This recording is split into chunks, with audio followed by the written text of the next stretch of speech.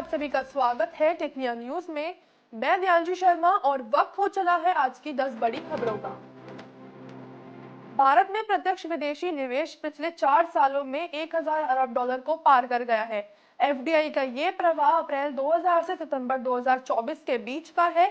इससे दुनिया भर में भारत को निवेश के एक सुरक्षित और प्रमुख देश के रूप में मान्यता मिली है।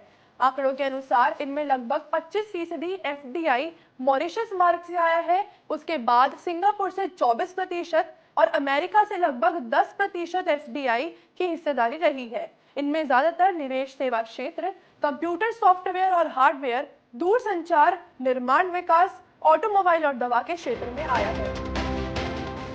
भारत में रईस लोगों की संख्या बढ़ रही है। बिलियनर एम्बिशियस रिपोर्ट के मुताबिक साल भर में भारत ने 32 नए अरबपति जोड़े हैं। अब भारत में अरबपतियों की संख्या बढ़कर 185 हो गई है। अमेरिका में अरबपतियों की संख्या अभी 835 है, जबकि चीन में 427 अरबपति हैं। 2015 के बाद भारत में अरबपतियों की संख्या 2 गुने से भी ज्यादा हो गई है। अनुमान है कि अगले दशक में भारत में अरबपतियों की संख्या चीन के बराबर हो जाएगी। आरबीआई एटीएम बूथों पर कैश निकालने के नियमों में बड़ा बदलाव करने जा रहा है। इसके तहत अब देश भर के चुनिंदा एटीएम में कैश वापस जाने की सुविधा को फिर से शुरू किया जाएगा। इसमें तय समय के भीतर ग्राहक के कैश नहीं लेने पर मशीन कैश को वापस भीतर खींच लेगी। यह कदम ग्राहकों की सुरक्षा और ठगी रोकने के लिए उठाया गया है। ये सुविधा पहले भी थी, लेकिन ग्राहकों की असुविधा को देखते हुए इसे वापस ले लिया गया था। इसके बाद जालसाजों ने इसका फायदा उठाया। वो एटीएम की कैश ट्रे को नकली कवर लगाकर ढक देते हैं। ग्राहकों को लगता है कि कैश नहीं निकला और वो वापस चला जाता है। इसके बाद ठग कैश ले लेते हैं।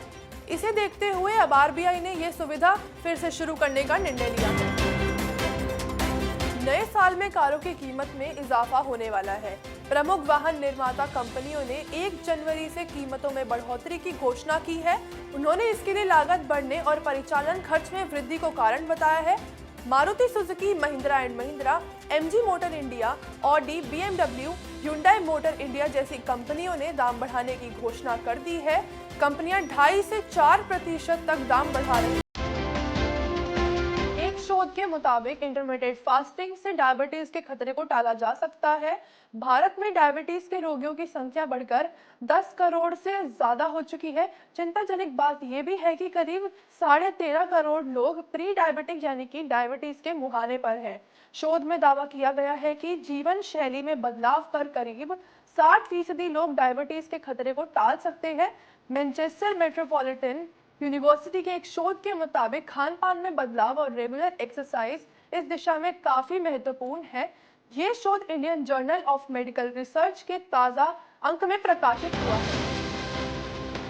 यूजीसी नेट परीक्षा इस बार 1 जनवरी से 19 जनवरी के बीच आयोजित की जाएगी। मंगलवार को इस परीक्षा के लिए आवेदन करने का अंतिम दिन रहा। हालांकि परीक्षा शुल्क का भुगतान बुधवार तक किया जा सकता है।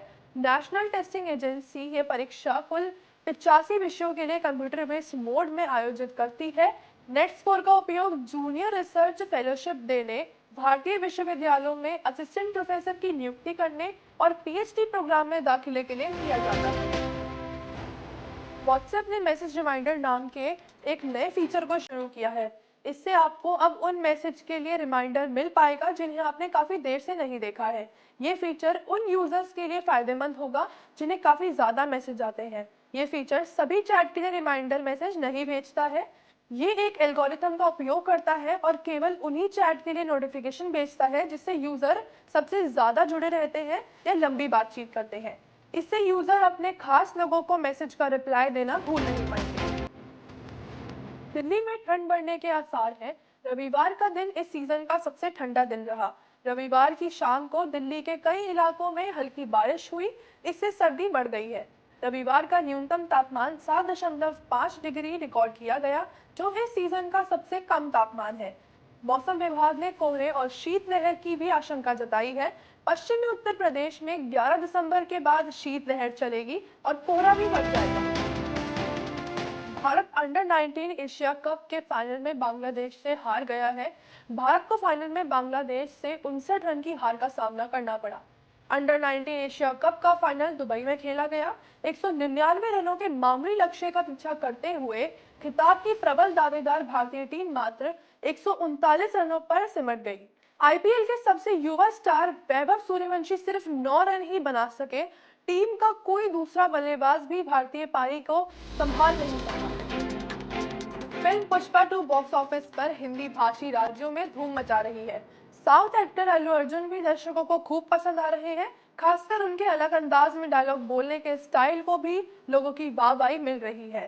फिल्म के हिंदी वर्जन में बॉलीवुड अभिनेता श्रेयस तलपड़े ने अल्लू अर्जुन की आवाज के लिए डबिंग की है। उनकी दमदार आवाज के लिए उनकी खूब तारीफ हो रही है। लेकिन हाल ही में एक इंटरव्यू में श्रेयस तलपड़े ने बताया है कि वो अब तक अल्लू अर्जुन से नहीं मिले हैं। उन्होंने फिल्म में अल्लू अर्जुन के अभिनय को बेहतरीन बताया है। आज के लिए बस इतना ही। बने रहिए टिफिया न्यूज पर और चैनल को लाइक शेयर सब्सक्राइब जरूर करें।